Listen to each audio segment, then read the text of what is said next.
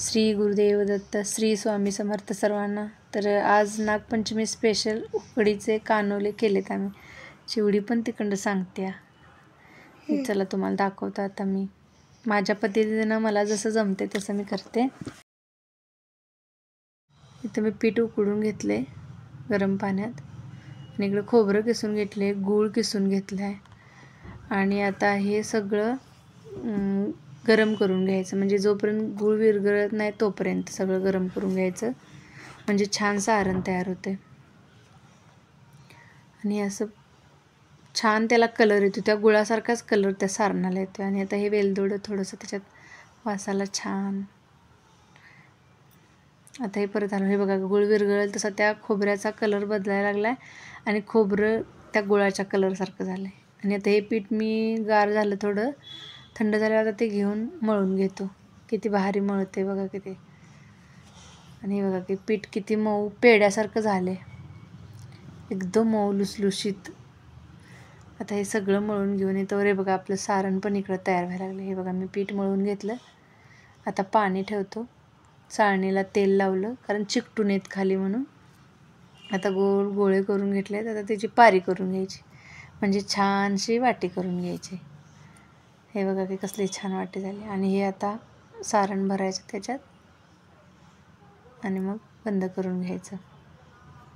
मला जसं जमतंय तसं मी केले। हे बघा की असं छान दिसते। ह्याला मुरड पण घालतात, मुरड घातल्यावर पण छान दिसतोय कानाला। हे बघा की ह्याला वरती आमच्या तिकडं गावाकडे एक दादा आहे ना, तो मुरड घालतो, छान दिसते मुरड घातल्यावर। हे बघा असं मी करून घेतले सगळे, आता सगळे भरून घ्यायचे। आणि गुळाचं सारण खूप छान लागते साखरेच्या सारणापेक्षा, चव पण येते आणि छानच होते सारण। सगळं करून घेऊन भरून घेऊन सगळं छान पीठ उकडले छान, त्याच्यामुळे चिकटते किती छान बघा किती। इरडत नाहीत किंवा तडं जात नाहीत, काही होत नाही, छान होते। हे बघा हे मी तिथे करून घेतले। हे बघा पारी म्हणजे जी वाटीसुद्धा किती मस्त झाली बघा। असं मी करून घेतले सगळं। आता पाणी पण तिकडं गरम होत आले, आता हे मी सगळं करून घेतलं। आता हे पाणी पण गरम झालं, आता हे सगळं वाफवून घ्यायचं। वाफवलं बघा। आता हे सगळं मी काढून घेते। हे उलटं केलं, त्यातला उलटं जोरात टाकल्यामुळे थोडंसं हे झाले। आता हे दुसरं केलेलं परतचं डबलची ठेवायचं उकडायला आधी।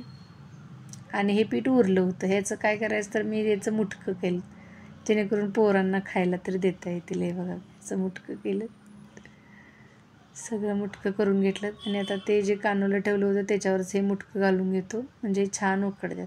हे जरी आमटीत टाकून खाल्लं तरी चालतंय आणि हे तसंच खाल्लं तरी चालते, कारण याच्यात पीठ मळताना पाण्यामध्ये मी थोडं मीठ टाकलं होतं, त्याच्यामुळे हे छान चवीला लागतं। ते झाकून ठेवायचं। हे बघा हे मी केलेले मोदक कानोले, हे मुटके कसं छान झाले बघा, पांढरे शुभ्र। श्री